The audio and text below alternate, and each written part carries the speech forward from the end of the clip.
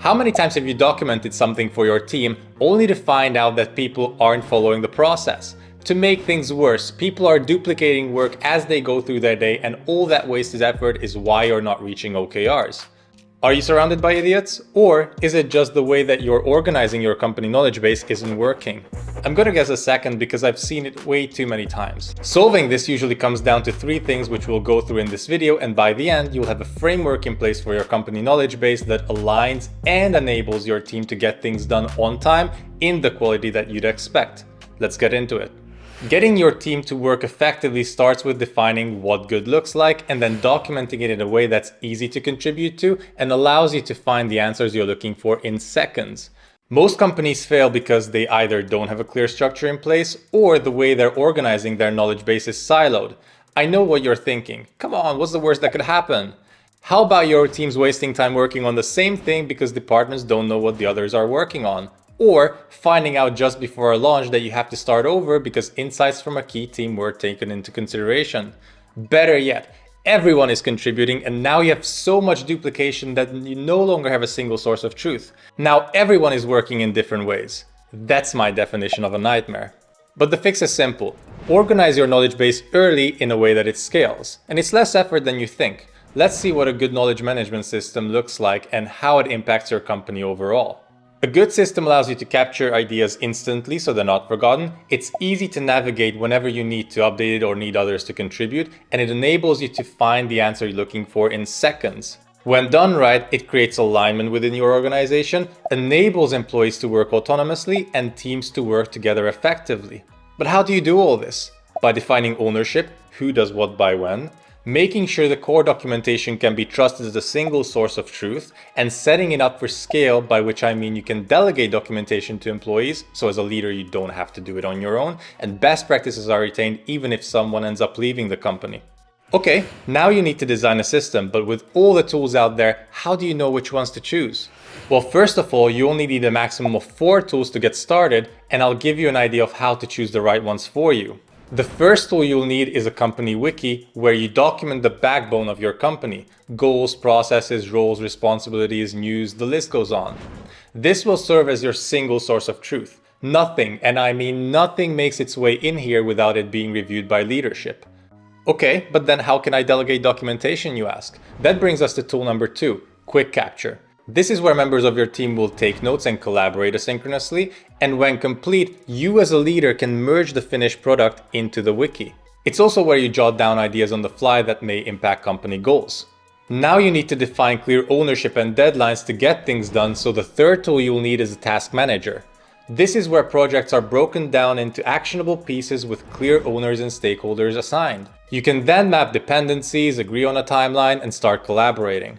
Now, ever heard of an outage? Having a core system go down can stop your company in its tracks, and it can happen whether your vendor is a small startup or a large enterprise. So the last system you'll need is storage. You want to back up your documents regularly so your team can stay on track even if you have a temporary service outage that lasts for a week or 2. I've lived through one of these and hope you don't have to. You might already have a few ideas on which tools you want to buy based on personal experience, but before you start pulling out your credit card, let's validate if it's the right fit for your company. You want to review tools based on 6 traits. Top of the list is ease of use. You can buy the market leader if no one wants to adopt it. I find that people are up for anything that makes their lives easier, so it all comes down to removing friction. To me, that's ease of use. Secondly, you'll need the tool to work across platforms. You may have marketers working on MacBooks, infrastructure engineers working on Linux, and external consultants with a preference for Windows. If you choose a tool that's exclusive to the Apple ecosystem, your team has no way of collaborating asynchronously. Then we need tools to be accessible.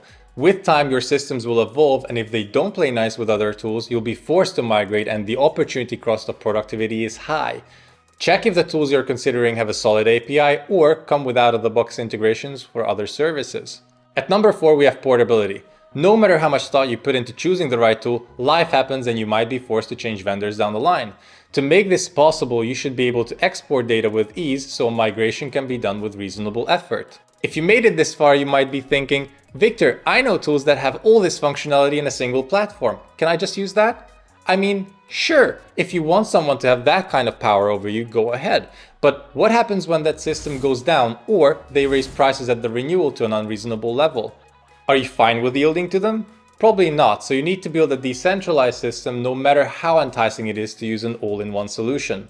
So now you bought into the idea of a decentralized system and have people switching between tools. Context switching is a silent productivity killer, so the last thing you need is a unified organization. This isn't a tool but a process, and Forte Labs already created a solution. Welcome to Para. Para is an organization system that's comprehensive, flexible, and actionable. It stands for projects, areas, resources, and archives. It's comprehensive because you can use it in all locations where you're storing data, like the 4 tools I mentioned: Wiki, Quick Capture, Task Manager, and Storage. It's flexible because you can adapt it to any project or concept you're working on. And it's actionable because you can break down projects into executable tasks with clear owners defined. The way Tiago Forte designed it works nicely, but I find that you still end up with partially siloed knowledge when it comes to managing your business. Why is that? By design, you have projects that you're working on and areas which are meant to be departments, and each project is assigned to a department. Sounds traditional so far, right? Now imagine you're preparing your go-to-market strategy. GTM teams usually consist of sales, marketing, customer success, and product, and they all need to collaborate for a successful product launch. Which department is the project gonna live under? See my problem? Luckily, there's a simple fix that improves visibility a ton. In my personal life, there are 3 areas: health, wealth, and relationships, which can be considered as North Stars or directions. Along those lines for your business, instead of treating an area as a department, you would assign projects to North Stars or strategic directions. A perfect example of this could be Kaizen, the Japanese term for continuous improvement, which is a strategy where employees at all levels of the company work together proactively to achieve regular incremental improvements. It's the perfect example because improvement is never going to be tangible. It's not a destination you can reach, but it's one hell of a direction. Let's look at some other examples to get the juices flowing. A North Star equivalent for health in business could be brand health, or what is the general perception people have when they hear about your company. This can be positive or negative based on anything from features to mission and vision to how employees are treated, etc. An equivalent for wealth can be increasing TAM, or total addressable market, which you can do by opening operations in a new country or launching a new product. Another example for wealth could be market penetration, which would be increasing your presence in a different customer segment but still within the same geographic area, or adapting your solution to serve the needs of more stakeholders. One is aimed at width, the other one is depth. Competitive businesses need to strive for both. Lastly, an example for relationships in business could be building and nurturing a healthy culture, like hiring responsibly and taking care of the well-being of your people so they want to stay and grow with you. So we have brand perception, increasing TAM, market penetration, and building a healthy culture. These directions are specific enough to align people and broad enough that multiple departments can contribute to the company journey. And with that, you've demolished this last knowledge silo in your company. On a final note, Para also serves as an efficient eliminator. You may have a great idea for a new project, but if it doesn't align with one of the North Stars, it's probably not worth doing. Likewise, if a task doesn't impact the success of a project, it's also probably not worth doing. If you enjoyed this video and are hungry for more, you'll love this next one right here. Don't forget to like and subscribe first, and then see you there.